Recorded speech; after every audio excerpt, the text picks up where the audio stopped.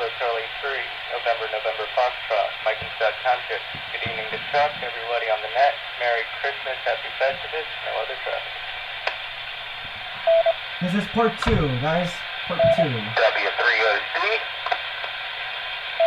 Please copy November 3, Tango Alpha Yankee. Jump indoors for sales. Good evening to you, Chuck, and everybody on the net this evening. And a Merry Christmas to all.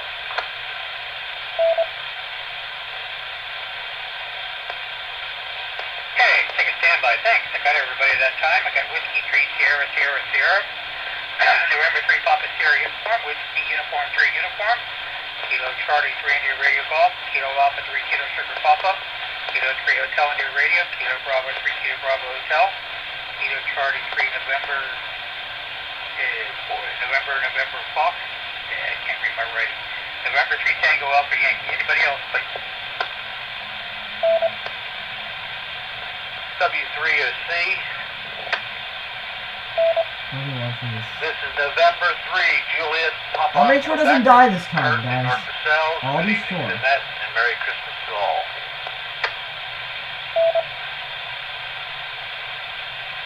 Okay, letter Kurt, N3 Juliet Papa Quebec. Thank you. Anybody else?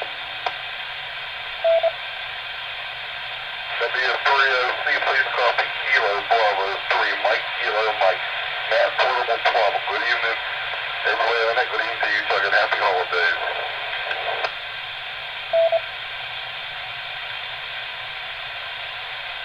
Okay, Kilo Bravo 3 Mexico, Kilo Mexico. Letter Matt. Anybody else? W.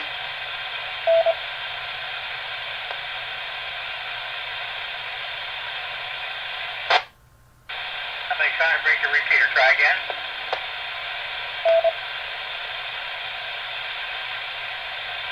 Okay, all right, we'll stop at this point. Thank you all. We're quite a bit late in taking check-in this evening. Thank you all for standing by, especially if it's Christmas holiday season. By the way, if I haven't said it already, happy holidays, Merry Christmas, and all that stuff to you and your family.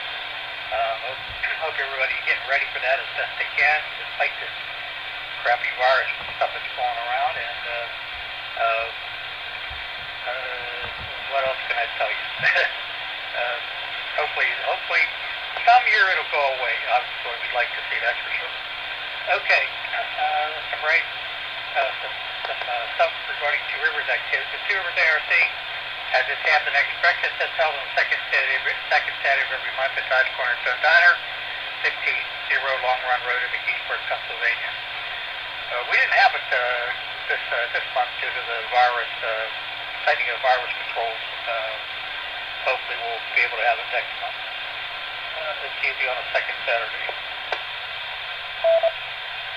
Our recent club meeting was held at Droopy's Bar and Grill over there on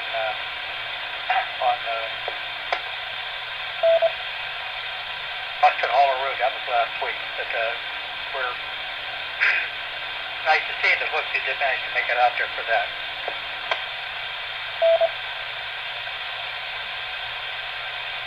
Okay, other Two Rivers activities. The Two Rivers ARC has its gap net. It's a radio net that meets on Wednesday evenings at 8 p.m. on 146.55 megahertz simplex. So come out there and get a chance, stop by and say hello to the group up there. And sometimes we have a few people, sometimes we have a lot. So it's a general gap net, kind of a loose thing, loose activity. So get a chance to drop out there for that. That's on Thursday night, or Wednesday night, I should say, at 8 o'clock on 146.55. Other local events that I can find, other events coming up, January 9th, Ward Association of South Hill has their 2-meter contest on 2-meter simplex frequency, 7 p.m. to 11 p.m., I believe it is. Check out their website, www.n3sh.org, for more information.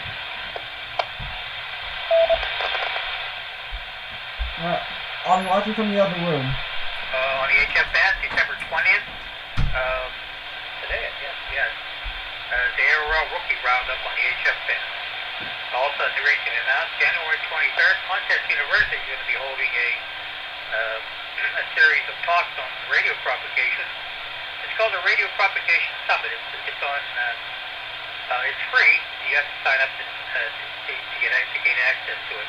Information is on their website, or take a look up the ARL, www.arl.org website for more information on how to sign up for it. That's basically on the internet. I looked at the names of some of the people that are going to do the talk. They're pretty much a who's who of radio contesting and average radioactivity. So that's on January 23rd.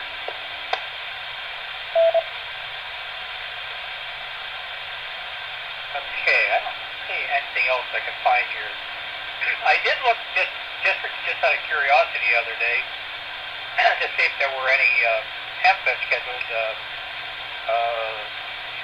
the ones that actually officially have been announced. I couldn't find any so far on the ARL's website. So there are rumors floating around about some of them, but I don't have anything more than that. Amateur radio exams, looks like the North Hills group, North Hills ARC, and the Skyview group are having exams just about every month at locations. So check out the ARL's website, www.arl.org. Take a look on there. Look under the exam session. You'll find the dates and the locations if you wish to take an exam session. I've not heard of anybody in this area doing online exams. There's been a lot of talk about them, and apparently they are going on in various places or on the internet. You'd have to check. The ones I've heard mostly have to do with the Greater Los Angeles area, GLLARG group, Greater Los Angeles group. They're one of several that do online exams. So if you need to do that, hopefully if things ever get loosened up a little bit more, we'll find more groups having exams. I know a lot of their groups want to do that, but finding a location is a source of a different color. Okay. Anybody have any comments or anything they've heard before I flip over to Newsline, W3OC?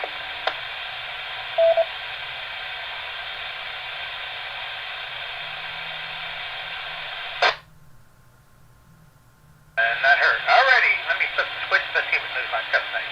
3OC.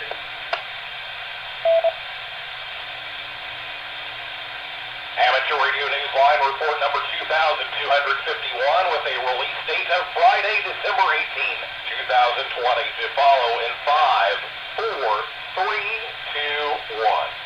The following is a QSD. Ham Radio University and Winter Field Day gear up for action despite the pandemic. A government report calls RF the source of workers' illnesses. And a Christmas tradition here at Newsline's Zone Shack. All this and more as Amateur Radio Newsline report number 2251 comes your way right now. From around the world, this is Newsline, Amateur Radio's independent on-the-air news and bulletin service. Now, reporting from Bloomington, Indiana, here's Neil Rapp, WB9VPG. We begin this week with an ominous report from a U.S. agency that believes RF transmissions may have contributed to the illnesses of numerous government employees overseas. Dave Parks, WB8 ODF, tells us more. A report commissioned by the U.S. State Department has concluded that radio frequency transmissions, including microwaves, may have been responsible for neurological symptoms in American spies and diplomats abroad in the past several years. The National Academies of Sciences, Engineering, and Medicine called the headaches, dizziness, and other ailments the result of so-called sonic attacks in its report published this month. The findings by experts in medicine and related fields attempt to explain what came to be known as Havana syndrome, suffered by employees of the U.S. government at the U.S. Embassy in Havana in late 2016. U.S. workers assigned to China, Russia, and elsewhere also suffered similar symptoms. The report did not conclude, however, that the microwaves were transmitted to cause deliberate harm, but noted that such transmissions could indeed be used for those purposes. For Amateur Radio Newsline, I'm Dave Parks, WB8ODF. A number of activities are taking place despite the continued global pandemic. With barely a month to go, Winter Field Day organizers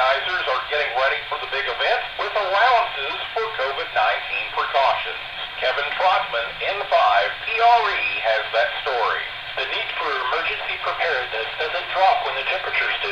So organizers of the Winter Field Day event are putting the final details in place for the next activations on the final weekend of January 2021.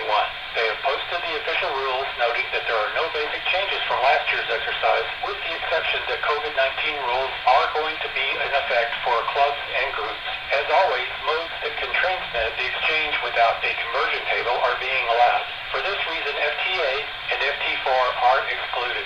Allowable modes include CW, SSB, AM, FM, D-Star, C4FM, DMR, satellite, and others that are posted on the Winter Field Day website. Remote station operation is also permitted. Club members operating as a group but not congregating on one site for the activation are advised to check the rules on the website to ensure their scoring methods comply with the rules to simply the tallying of points. For more details, visit winterfieldday.com. Winter Field Day, which began in 2007, is taking place on January 30th and 31st. For Amateur Radio Newsline, I'm Kevin Trotman, N5PRE. Another popular winter event, Ham Radio University has opened registration to all its forums, taking place on January 9th, 2021. HRU will not be held in its usual location on Long Island, but is going forward as a virtual event through GoToWebinar. This means, of course, that you don't have to be in New York to attend this annual day-long amateur radio convention.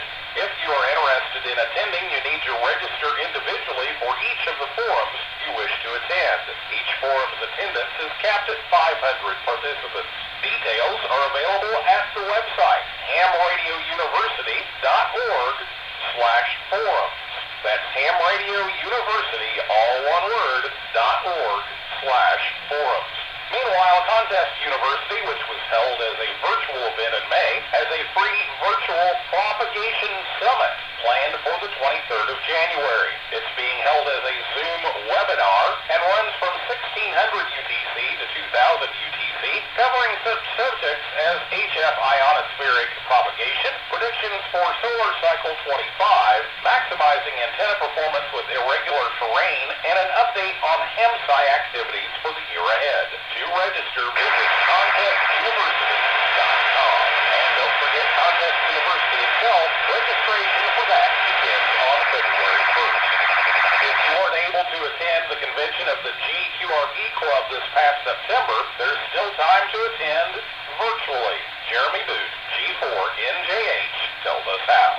The GQRP Club, which devotes itself to low-power ham radio, is making presentations from its two-day virtual convention available on its new YouTube channel, and on the 9th of December began uploading videos of various sessions.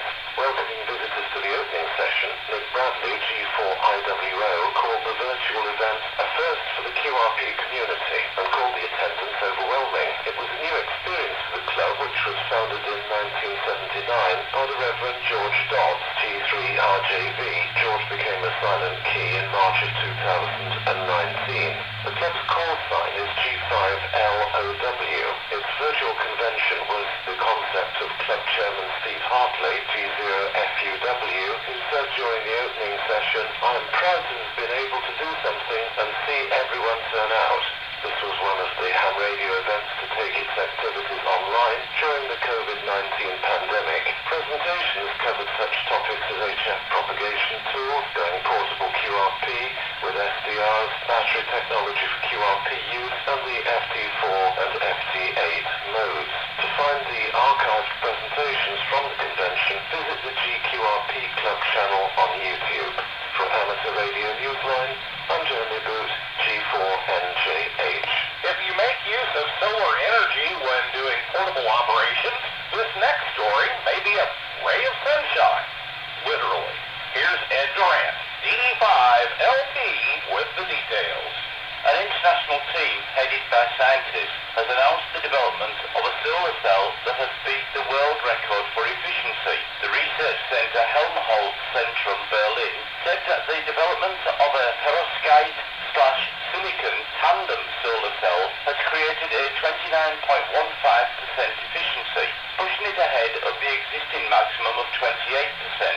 This is an important increase in the amount of energy produced using the same amount of sunshine hitting the same surface area. The efficiency rating means that these panels convert 29.15% of the incident light into electrical energy. The researchers are encouraged that they will reach their long-range target of more than 30%. Silicon cells are the global standard used in solar farms, and it has been developed separately from perovskite as a semiconductor for solar panels. The researchers published paper on the development called the tandem solar cells a promising option. The researchers also noted that combining the two semiconductors doesn't notably increase the cost of the panel's manufacture. For Amateur Radio Newsline, I'm Ed Duran, DD5LP. In New Zealand, there's been some changes to the General User Radio License. Jim Meachin, ZL2 VHF, gives us the details. Recent changes by New Zealand's regulators to the General User's Radio License now permit the use of an increased number of unlicensed low-power wireless devices across frequencies that include VHF spectrum. The changes permit the use of wireless microphones and radio frequency identification transmitters in the gigahertz band, and radio spectrum management is now allowing frequencies starting with AM medium wave band right up to 10 meters to be used for other low-power purposes, such as wireless charging devices. The devices must be used in a manner that does not cause interference to licensed radio services, such as military, broadcast, or amateur radio. If that happens, the user must stop using the device. The GURL requires use of equipment that complies with radio standards and the technical parameters of the license, and mandates that each device carry a label saying it is RSM approved. For Amateur Radio Newsline, I'm Jim Meachin, ZL2BHF. Time for you to identify your station. We are the Amateur Radio Newsline, heard on bulletin stations around the world, including the KV3B repeater in Rockville, Maryland, on Sundays after the net at 7:30 p.m. local time. Whiskey 3 Oscar Charlie.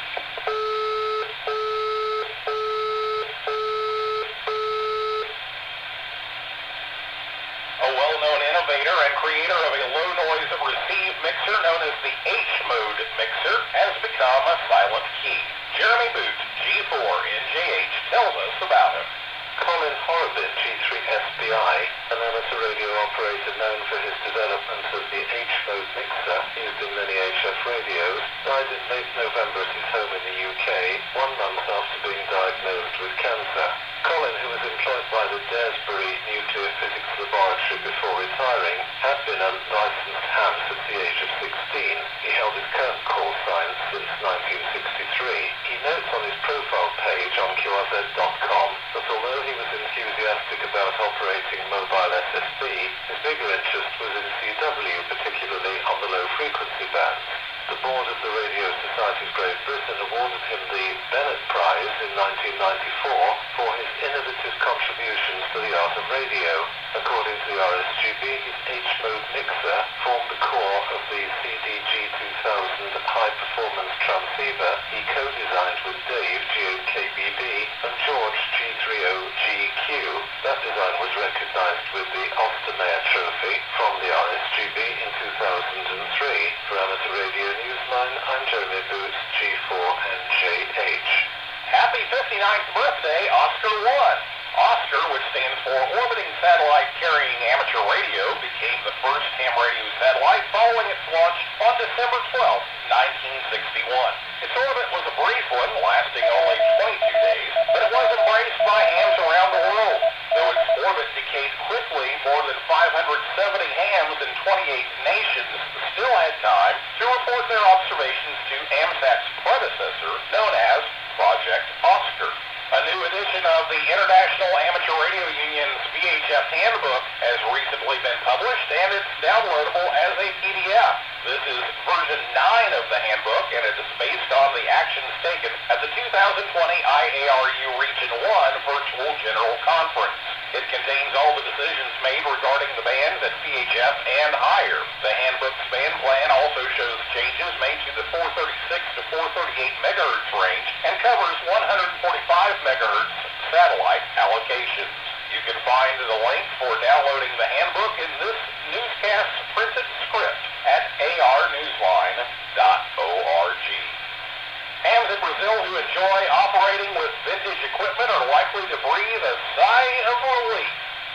latest government announcement. Jason Daniels, VK2LAW, explains. Regulators in Brazil had assured amateur radio operators that an approval process is in place to permit the continued use of older radio equipment past the end-of-year deadline. Anatel, the national regulator, has been asked by Brazil's amateur radio organisation, LABRE, to ensure that an approval process will still continue after this year's December 31st deadline. HAMS were concerned that no time period had been identified for that process. The fate of such equipment became unclear because in some cases, such radios and other devices lack an FCC ID and are not included on the government's approved list. In a translation provided on Southgate News, LABRE wrote, quote, "We now have the guarantee that old equipment will continue to be type approved in the current way indefinitely," end quote. The approval process includes presentation of the manual for any equipment that lacks international certification. In making the announcement, LABRE reminded all operators that effective January 1st, everyone must still receive approval for continued use of older equipment. For Amateur Radio Newsline, I'm Jason Daniels, VK2LAW. In the world of DX, be listening for Tom, DL7BO, using the call sign 5T700 from Mauritania until the 20th of December. You can find him on 40 through 10 meters and possibly 160 and 80 using CW sideband ready and FT8. Send QSLs to DJ6TF, direct, or by the Bureau. The log will be uploaded to Logbook of the World and possibly Club Log later. Be listening for the special event call sign H18SAT through the 27th of December. The Saudi Amateur Radio Society is marking the 18th anniversary of the launch of the Saudi satellite 1C SO50. QSOs will be on the satellite SO50 only, using 145.800 MHz for uplink and 436.795 MHz for downlink. For more details, see QRZ.com. In Sweden, members of the Christianstad Radio Amateur Club, SK7BQ, are getting ready for the new year with an activation of special event station 7S60BW throughout 2021.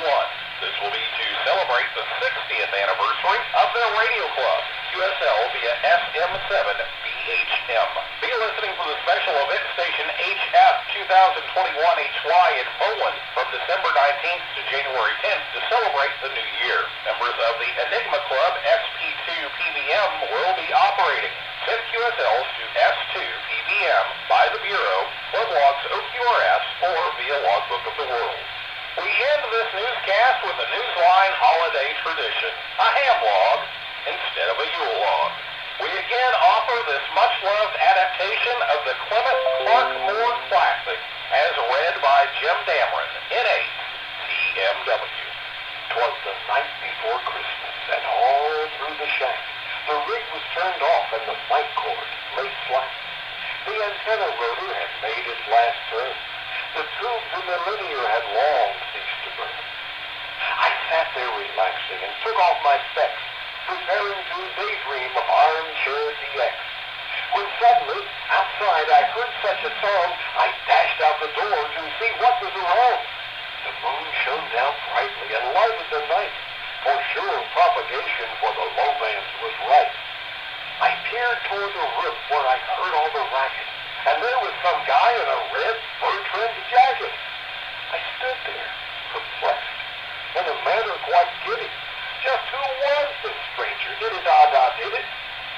He looked very much like an FCC guy who'd come to check up on some bad TBI. I shouted to him, "Old man, QRZ! Hey, you by the chimney all dressed up in red." I suddenly knew when I heard sleigh bells jingle. The guy on the rooftop was Jolly Kris Kringle. He had a big sack full of amateur gear, which was a big load for his prancing reindeer. Transmitters, receivers for cabinets and racks, some meters and scopes, and a lot of coax. He said not a word, 'cause he finished his work. He picked up his sack and he turned with a jerk.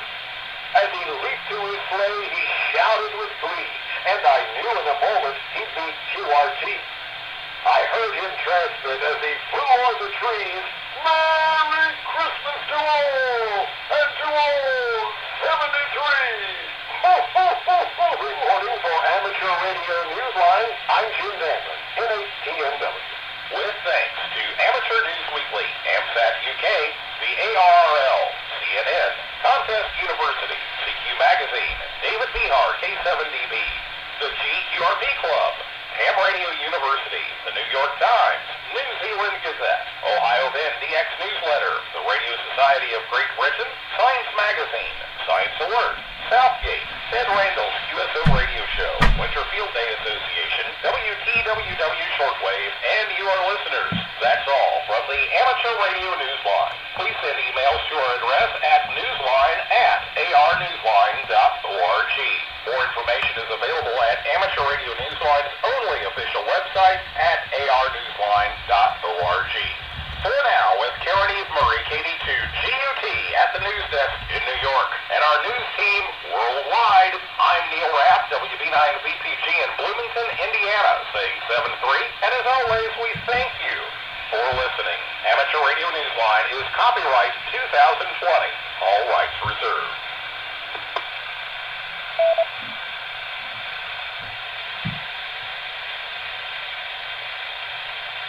Good evening. 8:38 p.m. Okay, this is W3OZ and I control over the Two Rivers Net. That concludes this week's Newsline transmission. I don't have any more announcements or anything at the moment, so we'll take some late check-ins. Anyone else like to check that does so, call now, please.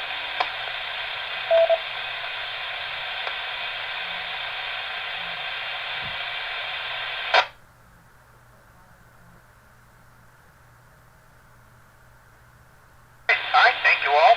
Thanks for taking the time to stop by and listen to the Two Rivers Net or check in with us this evening. On behalf of the Two Rivers Club, I'd like to wish you all a very Merry Christmas and an upcoming Happy New Year. And hopefully everybody will stay nice and safe and healthy during this crap that's going on. I guess what I call it crap. Oh well. Merry Christmas. Happy New Year to all. W3OC also and W3O and close the Two Rivers Net. Good night. I show 27 check-ins.